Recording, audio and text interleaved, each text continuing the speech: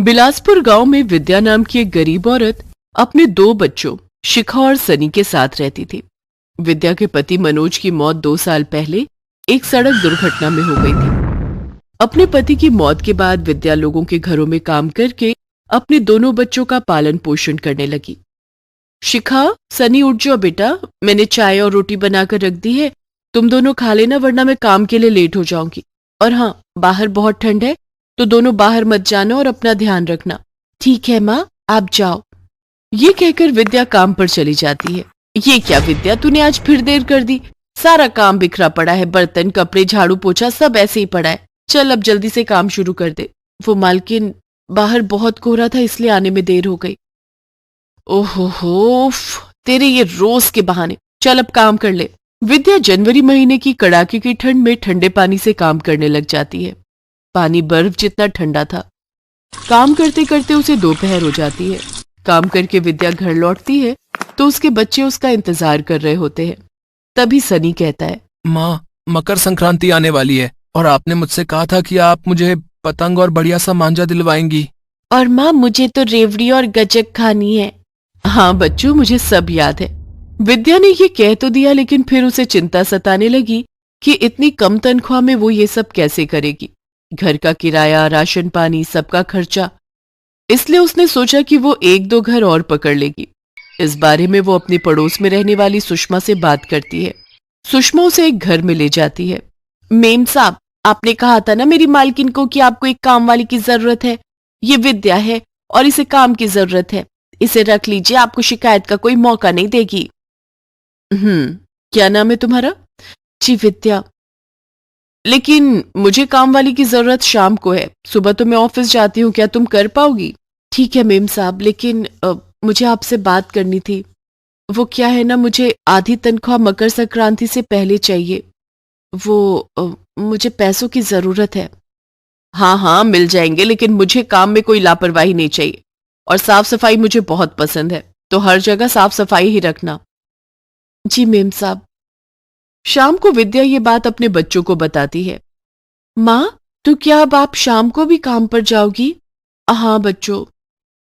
मेरा बेटा, मैं जानती हूँ तू बड़ा हो जाएगा तो मुझे काम करने की जरूरत ही नहीं पड़ेगी। माँ, आपको और घरों में इसलिए काम करना पड़ रहा है ना क्योंकि हम आपसे इतनी चीजें मांगते हैं। माँ, तुम शाम का काम छोड़ दो, हम कुछ नहीं मांगेंगे, हमें कुछ नहीं चाहिए, बस तू चाहिए।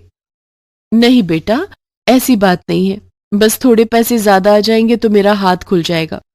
फिर तुम दोनों की पढ़ाई भी तो है, एक बार तुम दोनों बड़े हो जाओगे तो फिर तो मुझे कुछ करने की जरूरत ही नहीं है। ये तो तुमने बिल्कुल ठीक कहा माँ। अगले दिन से विद्या रमोला के यहाँ काम खत्म करके घर आती है।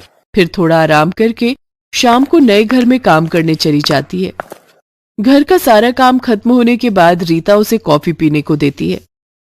ये ले विद्या, बाहर बहुत ठंड है ना, ये गर्मा गर्म कॉफी पीकर जा।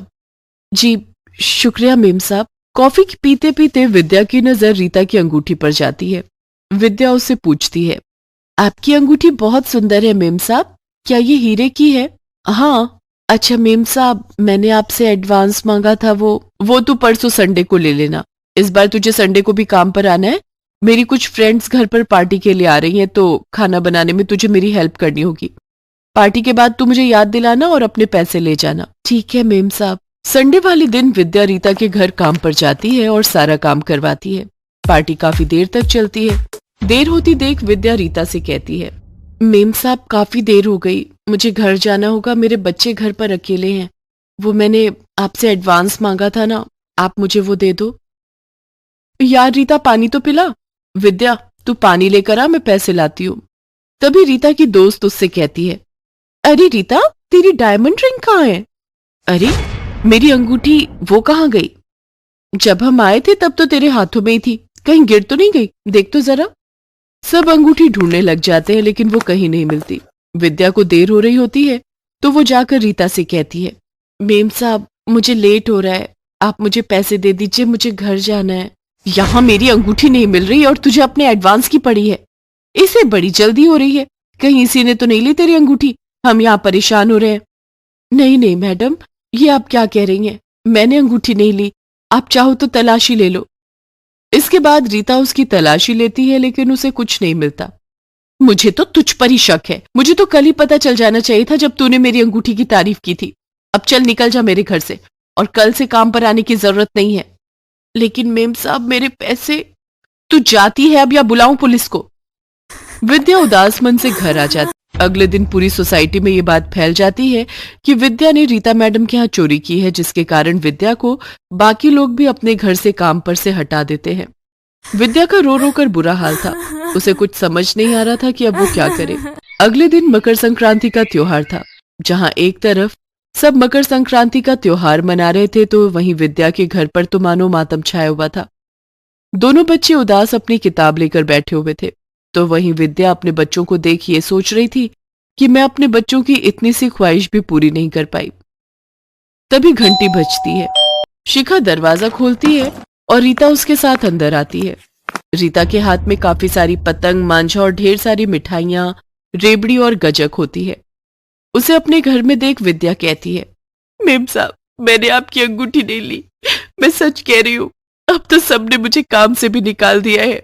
मुझे माफ कर दो विद्या, दरअसल इसमें तुम्हारी गलती नहीं है। मैंने ही उस दिन आटा गूंथते वक्त अपनी अंगूठी निकालकर किचन में रख दी थी। वो तो आज जब मेरी नजर उस पर गई तब मुझे पता चला कि तुम बिल्कुल सच कह रही थी। तुम मुझे माफ कर दो। नहीं नहीं मेम साहब, ऐसा मत कहो। आपको आपकी अंगूठी मिल गई, यही मेरी ईमानदारी का सबूत है। बच्चों इधर आओ, ये लो ढेर सारी पतंग, मांझा और मिठाइयां, गुड़पट्टी और मूंगफली मैं तुम्हारे लिए लाई हूं। अब तुम अपनी मकर संक्रांति का त्योहार खुशी खुशी मनाओ। और हाँ, हमेशा तुम अपनी मम्मी की तरह बनने की कोशिश करना, एकदम ईमानदार। मेम साहब आपका बहुत बहुत धन्यवाद। विद्या ये लो तुम्हारा एडवांस। तुम ये त्योहार खुशी खुशी मनाना और हाँ, कल से काम पर आ जाना। और मैं तुम्हारी दूसरी मालकिनों को भी बोल दूंगी कि वो तुम्हें काम पर वापस रख ले। रीता वहां से चली जाती है। इसके बाद बच्चे आकर अपनी माँ से लिपट जाते हैं और कहते हैं, हमारी माँ दुनिया की सबसे अच्छी माँ है। फिर वो सब साथ में मिलकर मिठाइयाँ खाते हैं। फिर सनी और शिखा अपनी माँ के साथ खूब पतंग उड़ाते हैं और खुशी खुशी मकर संक्रांति का त्योहार मनाते हैं। डॉक्टर, डॉक्टर मेरा बेटा कैसा है? प्लीज मेरे रोहन को बचा लीजिए डॉक्टर, मेरे रोहन को बचा लीजिए। घबराइए नहीं, जो मूंगफली बेचने वाली आपके रोहन को जख्मी हालत में हॉस्पिटल लाई थी, उसका ब्लड ग्रुप रोहन के ब्लड ग्रुप से मैच हो गया। अब घबराने की कोई बात नहीं है। रोहन का ऑपरेशन सक्सेसफुल रहा। रोहन बहुत जल्द ही ठीक हो जाएगा। डॉक्टर क्या मैं उनको देख सकती हूँ जिन्होंने मेरे बच्चे की जान बचाई है? जी बिल्कुल। सिस्टर, इन्हें पेशेंट के पास ले जाइए। वो सामने जो बेड पर लेटी हुई है, उन्होंने ही आपके बेटे की जान बचाई है। माँ जी, ये तो माँ जी है। आज रोहन अपनी दादी के कारण जिंदा है और मैंने इनके साथ क्या क्या नहीं किया। हे भगवान, मुझसे कितना बड़ा पाप हो गया। मैं माँ जी के साथ दुर्व्यवहार न करती तो उस दिन।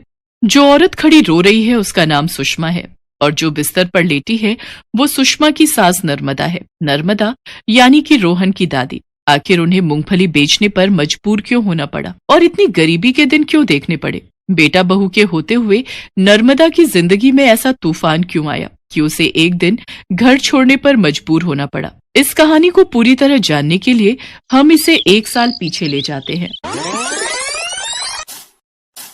अरे माँ जी, कब तक एक पतीले को बार बार मांजती रहोगी? आपको कितनी बार कहा है थोड़ा जल्दी हाथ चला लिया करो।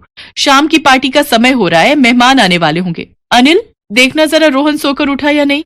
वो तो कब का उठ गया, आज उसका जन्मदिन है। इस बात को लेकर पूरी रात नहीं सोया। जल्दी उठकर नहा धोकर तैयार भी हो गया। अब अपने दोस्तों को फोन मिला रहा है। अनिल बेटा, आज रोहन का जन्मदिन है। मुझे तो याद ही नहीं। उसे मेरे हाथ का केक बहुत पसंद है। मैं उसके लिए आज अपने हाथों से केक बनाऊंगी। कोई जरूरत नहीं है केक बनाने की। मैंने बाजार से महंगा केक ऑर्डर कर दिया है।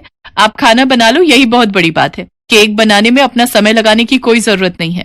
ये केक वगैरह छोड़ो माँ, आप बस खाने की तैयारी कर लेना। अच्छा, मैं बाजार जा रहा हूँ, थोड़ा सामान लाना बाकी रह गया है। रुको, मैं भी तुम्हारे साथ चलती हूँ, मुझे भी कुछ काम है।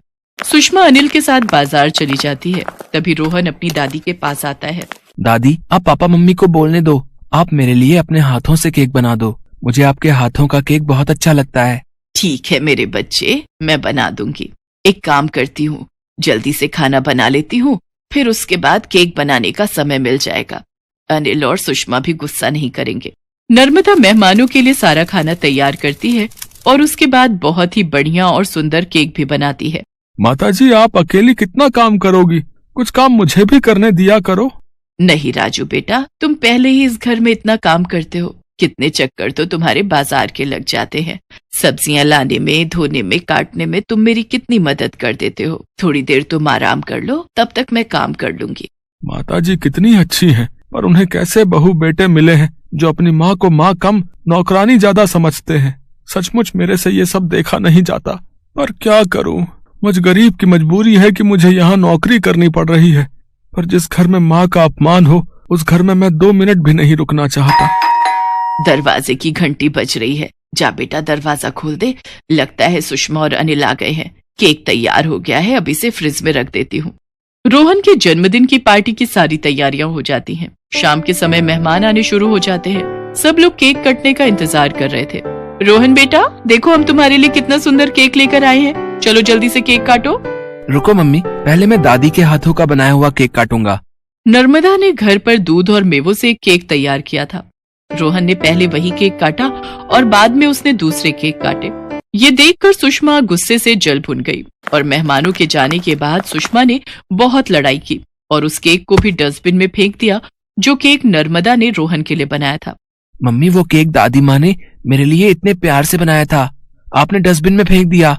मैं आपसे कभी बात नहीं करूंगा। रोहन, रुको रोहन। आज आपकी वजह से मेरा बेटा मेरे से नफरत कर रहा है। अब मैं आपको इस घर में एक पल भी नहीं रहने दूंगी। अनिल, या तो इस घर में ये रहेंगी या मैं। हम दोनों एक साथ यहाँ नहीं रह सकते। मैं नहीं चाहती कि मेरा बेटा मुझसे दूर हो जाए। तुम्हें कहीं जाने की जरूरत नहीं है, मैं इन्हें ही कल सुबह वृद्धाश्रम छोड़ाऊंगा। नर्मदा उस समय बिल्कुल चुप थी। वो कुछ बोल नहीं पा रही थी। बराबर में खड़ा नौकर सारी बात सुन रहा था। वो नर्मदा के पास गया और बोला, माताजी, मैं ये नौकरी छोड़ देता हूँ, आप मेरे साथ चलो, मेरे साथ रहना, आपको मेरे पास कोई तकलीफ नहीं होगी। नहीं बेटा, तू चिंता मत कर, सुबह सब ठीक हो जाएगा। अब अभी ये दोनों गुस्सा है ना, तो इन्होंने गुस्से में बोल दिया होगा। सुबह अपने आप ही मेरे से बात करने लगेंगे। नर्मदा ने राजू से झूठ बोला और आधी रात के समय जब सब सो गए तो नर्मदा घर छोड़कर निकल पड़ी। सुबह जब अनिल और सुषमा ने नर्मदा को नहीं देखा तो वो इतने परेशान नहीं हुए जितना नौकर राजू हो रहा था। मैं जानता हूँ माताजी इसलिए चली गई ताकि मैं ये नौकरी न छोड़ पाऊँ। बेचारी पता नहीं किस हाल में होंगी। कैसा बहू बेटे हैं इनके, जरा भी दर्द नहीं है अपनी माँ के लिए, जरा भी दर्द नहीं है अपनी माँ के लिए सीने में। उधर नर्मदा सुबह सुबह किसी के घर का दरवाजा खटखटाती है और एक औरत बाहर आती है। माताजी आप, और यहाँ बहुत दिनों बाद आपके दर्शन हुए। मुझे बुला लेती, मैं खुद आ जाती। जानकी, मुझे कोई काम और रहने की कोई जगह मिलेगी? अगर मिल जाए तो बड़ी मेहरबानी होगी। माताजी, आप ये कैसी बातें कर रहे हो? आप तो मेरी अन्नदाता हो, मुझे कुछ ठीक नहीं लग रहा। जानकी की बातें सुनकर नर्मदा की आंखों में आंसू आ जाते हैं और वो उसे सारी बात बताती है। जानकी पहले नर्मदा के घर में काम किया करती थी, पर सुषमा ने उसे किसी बात पर गुस्से में आकर घर से निकाल दिया था। उस समय नर्मदा ने जानकी की बहुत मदद की थी। आज नर्मदा बिल्कुल अकेली थी। रिश्तेदारों में जाकर वो अपने बहू बेटे का अपमान नहीं करवाना चाहती थी, इसलिए वो जानकी के पास आई थी। पर माताजी, इस उम्र में आप काम करोगे? आप मेरे पास ऐसे ही रहो ना, आपकी सेवा करके मुझे बहुत खुशी मिलेगी। नहीं जानकी, अगर शरीर मेहनत करता है तो ठीक रहता है। मैंने एक दिन तुम्हें जब आवाज लगाई थी, तुम आगे निकल गई थी। मैंने देखा था तुम ठेले पर मूंगफली बेच रही थी। हाँ माताजी, आजकल सर्दियों में मूंगफली, गजक, रेवड़ी का सीजन है, तो थोड़ी बहुत कमाई हो जाती है। इसीलिए मैंने और मेरे पति ने उधार पर पैसे लेकर मूंगफली का ठेला लगा लिया। बस अभी वो गए हुए ही हैं। जानकी, मैं सोच रही थी मैं भी मूंगफली बेचकर गुजारा कर लूं। कम से कम काम में व्यस्त रहूंगी तो पुराने दिनों की याद नहीं आएगी। ठीक है माताजी, जैसे ही आएंगे मैं बात करती हूँ। जानकी का पति शाम को मूंगफली बेचकर लौटता है तो वो उसे सारी बात बताती है। वो भी नर्मदा के लिए बहुत दुखी होता है। नर्मदा की उम्र वो नहीं थी कि वो ठेले पर मूंगफली बेच सके, इसलिए जानकी और मोहन मिलकर घर के पास ही एक पेड़ के नीचे चादर बिछाकर जगह बना देते हैं, जहाँ पर नर्मदा बैठकर मूंगफली बेचा करती थी। कई महीने गुजर गए। नर्मदा मूंगफली बेचकर अपना गुजारा करने लगी। उसने जानकी के पड़ोस में ही एक छोटा सा कमरा किराए पर ले लिया और वहीं पर रहने लगी। पर आज सुबह जब नर्मदा मूंगफली बेच रही थी तो उसी सड़क पर साइकिल से जाते हुए रोहन का एक्सीडेंट हो गया। नर्मदा रोती हुई रोहन को हॉस्पिटल लेकर आई। याद वापस आ जाती है और सुषमा नर्मदा के पास जाती है। तब तक अनिल भी हॉस्पिटल पहुंच जाता है। सुषमा और अनिल नर्मदा के पैरों में गिरकर माफी मांगते हैं। नर्मदा उन्हें गले से लगा लेती है। Best buddies. Hello friends, thanks for watching this video. अगर आपको ये वीडियो पसंद आया है तो प्लीज लाइक, सब्सक्राइब, कमेंट्स करें इस वीडियो पर और हाँ, शेयर करना भी ना भूलें। और भी मजेदार वीडियो देखने के लिए नीचे दिए गए बेल आइकॉन को दबाएं। देखते रहिए बेस्ट बडीज।